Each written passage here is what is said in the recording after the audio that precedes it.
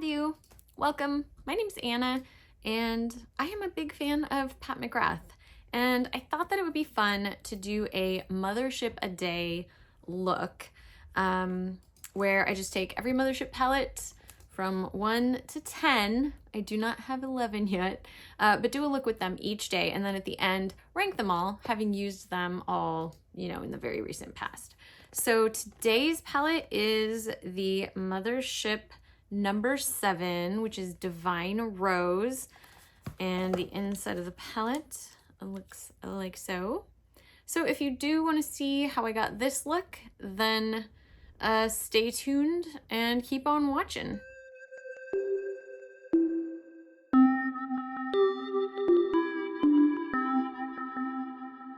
Okay, so Divine Rose, the Mothership 7, arguably probably the most accessible palette, Mothership palette. Some lighter, little bit less dramatic. You do still have these special shades, the sparkly shades, the duochrome. This is a duochrome as well, actually. It has a pink reflect in there. Wow. Yeah, really pretty palette. I don't have a plan per usual, but I'm gonna zoom in a little bit. Okay, I think maybe the first thing that I'll do is start actually in my outer corner with this shade here, and that's called Rose Dusk. I think I may go for a pretty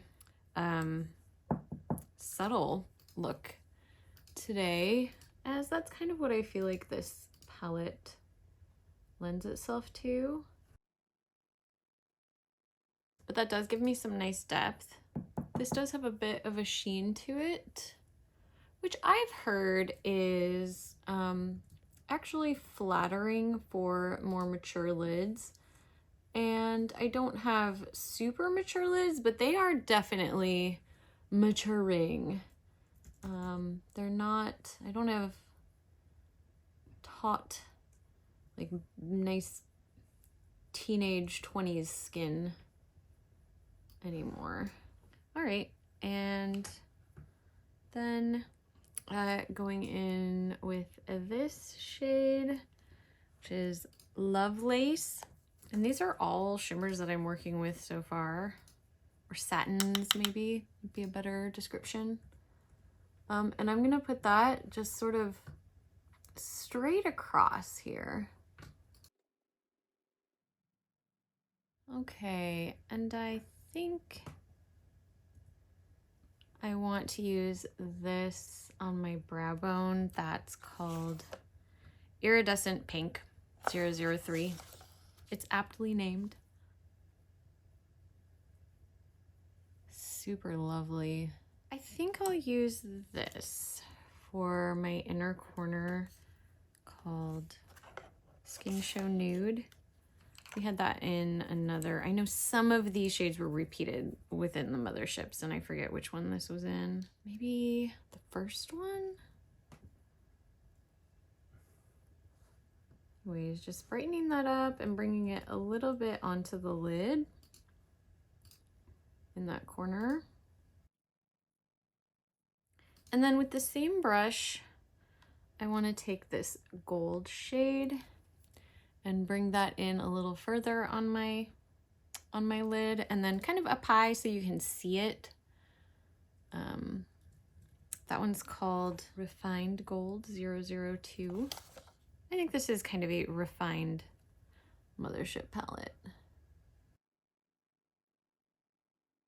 Like I said, it's just very approachable, I think.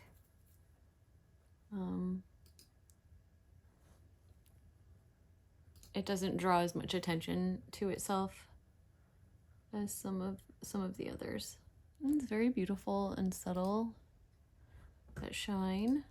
Just for kicks, I think I'm going to use a brush for this and put that on the center of my lid, and we'll just see how that works out.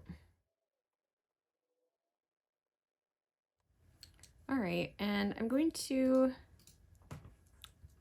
go into this shade, which is Velouria. And I just want to add a bit in the corner. I do sort of want a little bit more depth. I think I will go in with this brown shade called Extreme Mahogany. And with a very small sort of pencil brush, I just want a little bit of depth, and I'm going to try to focus that really close in. And then back in with just the original brush that I used for this shade without taking any more pigment. I'm just going to sort of blend that a little bit. And then I want to see what happens if I just throw this on the whole thing, just with my pinky. We're just gonna make me sparkly and see what happens. Like, why not? Like, does that add? Does that take away? I don't know. There's the difference. Yeah, it brightens it up a lot. I mean, why not? It's Pat McGrath. Let's get some sparkles on there. And I'm not pressing very hard. I'm sort of doing a light stroke with my pinky so as not to make it too opaque.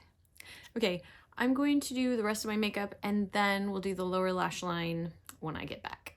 Okay, I think that's pretty much done except for, like I said, the lower lash line. I don't want to do too much or go too heavy just because of the way my particular eye is shaped. I think going too dark on the bottom ends up not looking very nice. So let's do that. I want to go in to this shade again, right here, kind of a mauve-y shade. And that one was called Velouria. And I just want to keep that pretty close to my lash line, maybe even just on the outer half. Yeah, I think that's all I'm gonna do. Actually, I was thinking I might be a little bit more brave, but I just think this look is looking sort of clean and